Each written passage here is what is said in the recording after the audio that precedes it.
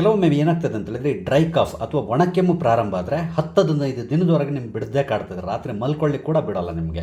ಅಂತಹ ಸಂದರ್ಭದಲ್ಲಿ ಇಷ್ಟೇ ಮೆಡಿಸಿನ್ ಮಾಡಿದರೂ ಗುಣ ಆಗಲ್ಲ. ಆದರೆ ನಾನಿವತ್ತು ನಿಮಗೊಂದು ಅದ್ಭುತವಾದಂತಹ ಮನೆಮದ್ದನ್ನು ಹೇಳ್ತಾ ಇದ್ದೇನೆ. ಇದನ್ನು ನೀವು ಪ್ರಯತ್ನಿಸೋದ್ರಿಂದ 2 ದಿನದಲ್ಲಿ ನಿಮ್ಮ ಒಣಕೆಮ್ಮು ಮತ್ತು ಕಫ ಎಷ್ಟೇ ಕಟ್ಕೊಂಡಿರಲಿ ಅದು ಸಂಪೂರ್ಣವಾಗಿ ಗುಣ ಆಗ್ತದೆ. ವಿಡಿಯೋನ ಸಂಪೂರ್ಣವಾಗಿ ನೋಡಿ ಟ್ರೈ ಮಾಡಿ. ನಮಸ್ಕಾರ ಎಲ್ರಿಗೂ, ಅಮ್ಮೀಸ್ ಲೈಫ್ ಸ್ಟೈಲ್ಗೆ ಸ್ವಾಗತ. ಸ್ನೇಹಿತರೆ, ಸಾಮಾನ್ಯವಾಗಿ ಏನಾಗುತ್ತೆ, ಈ ಒಣಕೆಮ್ಮು ಬರ್ತದೆ ನೋಡಿ. ಈ ಒಣಕೆಮ್ಮು ಒಮ್ಮೆ ಪ್ರಾರಂಭ ಆಯಿತು ಅಂದರೆ ಸಡನ್ನಾಗಿ ಅದು ಗುಣ ಆಗಲ್ಲ. ನೀವು ಎಷ್ಟೇ ಮೆಡಿಸಿನ್ ಮಾಡಿದರೂ ಕೂಡ ಗುಣ ಆಗಲ್ಲ. ಅಂದ್ರೆ ಕೆಲವೊಮ್ಮೆ ಏನಾಗುತ್ತೆ, 1 ವಾರ 2 ವಾರ ಈ ಥರ ಈ ಸಮಸ್ಯೆ ಇರ್ತದೆ.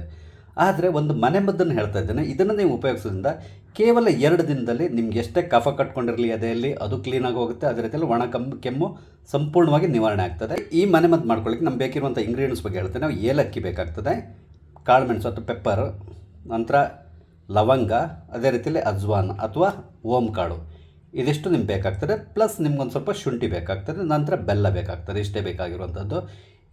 ನಾನಿಲ್ಲಿ ತೋರಿಸ್ತಿರುವಂತಹ ಎಲ್ಲ ಇಂಗ್ರೀಡಿಯೆಂಟ್ಸು ಅಷ್ಟೇ ನಿಮ್ಮ ಕಫನ ಸಂಪೂರ್ಣವಾಗಿ ಕರಗಿಸ್ಲಿಕ್ಕೆ ತುಂಬ ಸಹಾಯ ಮಾಡ್ತದೆ. ಅದೇ ರೀತಿಯಲ್ಲಿ ನಿಮ್ಗೆ ಎಷ್ಟೇ ಒಣಕೆಮ್ಮಿರಲಿ ಅದನ್ನು ಸಂಪೂರ್ಣವಾಗಿ ಗುಣಪಡಿಸ್ತದೆ. ನಿಮ್ಗೆ ಗೊತ್ತೇ ಇದೆ, ಇದರಲ್ಲೀಗ ಮೆಣಸಿನಕಾಳು ಸಾಮಾನ್ಯವಾಗಿ ನಮಗೆ ಕಫ ಏನಾದರೂ ಆದಾಗ ಮೆಣಸಿನಕಾಳನ್ನು ಕಷಾಯ ಮಾಡ್ಕೊಂಡು ನಾವು ಕುಡಿತೇವೆ. ಅದೇ ರೀತಿಯಲ್ಲಿ ಲವಂಗ ಕೂಡ ಯೂಸ್ ಮಾಡ್ತೇವೆ. ಓಂಕಾಳು ಮತ್ತು ಏಲಕ್ಕಿ ಇದೆಲ್ಲದೂ ಅಷ್ಟೇ ನಮ್ಮ ಕಫ ಮತ್ತು ಕೆಮ್ಮನ್ನು ಗುಣ ಮಾಡಲಿಕ್ಕೆ ತುಂಬ ಸಹಾಯ ಮಾಡ್ತಾರೆ.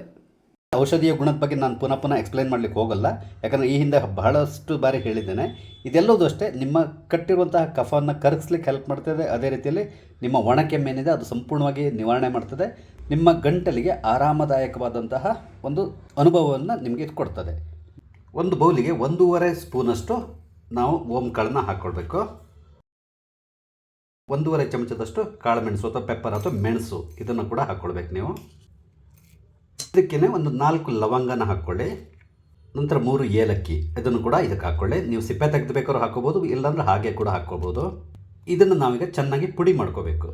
ನಾನೀಗ ಎಲ್ಲದನ್ನು ಒಟ್ಟಿಗೆ ಹಾಕಿ ಮಿಕ್ಸಿಯಲ್ಲಿ ಪುಡಿ ಮಾಡ್ಕೋತೇನೆ. ಇಲ್ಲಾಂದರೆ ನೀವು ಇದೆಲ್ಲದನ್ನು ಮಾಮೂಲಾಗಿ ಕುಟಾಣಿ ಉಪಯೋಗಿಸ್ಕೊಂಡು ಕೂಡ ಕುಟ್ಟಿ ಪುಡಿ ಮಾಡ್ಕೋಬೋದು. ನಾನು ಇದನ್ನು ಮಿಕ್ಸಿಗೆ ಹಾಕ್ಕೊಳ್ತಾ ಇದ್ದೇನೆ, ಮಿಕ್ಸಿಯಲ್ಲಿ ಪುಡಿ ಮಾಡ್ತಾ ಇದ್ದೇನೆ ನಾನು.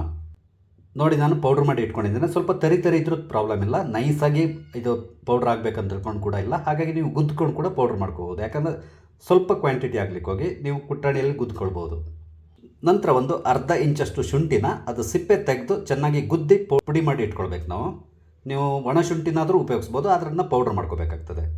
ಶುಂಠಿಯನ್ನು ಈ ರೀತಿ ಚೆನ್ನಾಗಿ ಗುದ್ದಿ ನಾನು ಪುಡಿ ಮಾಡಿ ಇಟ್ಕೊಂಡಿದ್ದೇನೆ. ಒಂದು 4-5 ಸ್ಪೂನಷ್ಟು ಬೆಲ್ಲನ ನಾವು ಇದಕ್ಕೆ ಹಾಕ್ಕೊಳ್ಬೇಕು. ನಂತರ ನಾವು ಇದನ್ನು ಸ್ಟೌವ್ನಲ್ಲಿಟ್ಟು ಮೆಲ್ಲ ಉರಿ ಇಟ್ಕೊಂಡು, ಅಂದರೆ ಲೋ ಫ್ಲೇಮ್ನಲ್ಲಿ ಇಟ್ಕೊಂಡು ಇದನ್ನು ಮೆಲ್ಟ್ ಅಂದರೆ ಕರಗಿಸ್ಕೋಬೇಕು. ಅಂದರೆ ನಾವೊಂದು ಬೆಲ್ಲದ ಪಾಕವನ್ನು ತಯಾರು ಮಾಡ್ಕೋಬೇಕು. ಅದು ತಳ ಹಿಡಿಲಿಕ್ಕೆ ಬಿಡಬೇಡಿ, ಸ್ವಲ್ಪ ದಪ್ಪ ತಳದ ಬಾಣಲಿಯನ್ನು ಉಪಯೋಗಿಸಿ. ನೋಡಿ, ಸಂಪೂರ್ಣವಾಗಿ ಬೆಲ್ಲದ ಪಾಕ ತಯಾರಾಗಿದೆ. ಈಗ ಇದಕ್ಕೆ ನಾವೀಗ ಈ ಪೌಡ್ರನ್ನ ಹಾಕ್ಕೊಳ್ಬೋದು.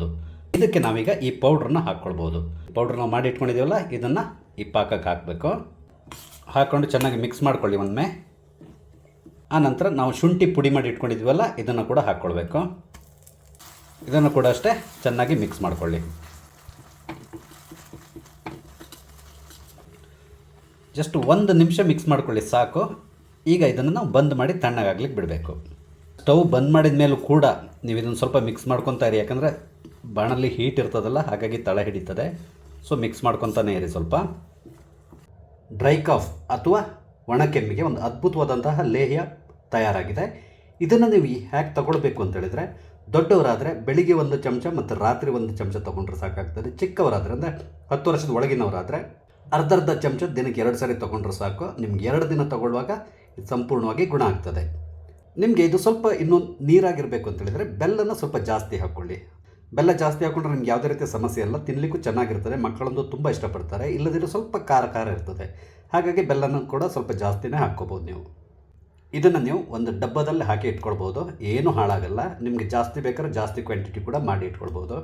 ಸ್ನೇಹಿತರೆ, ನಿಮಗೆ ನನ್ನ ಈ ವಿಡಿಯೋ ಇಷ್ಟ ಆದರೆ ದಯವಿಟ್ಟು ಲೈಕ್ ಮಾಡಿ, ಬೇರೆಯವ್ರಿಗೆ ಶೇರ್ ಮಾಡಿ. ಹಾಗೆ ದಯವಿಟ್ಟು ನನ್ನ ಚಾನಲ್ ಸಬ್ಸ್ಕ್ರೈಬ್ ಮಾಡಿ, ನನಗೆ ಸಪೋರ್ಟ್ ಮಾಡಿ. Thank you.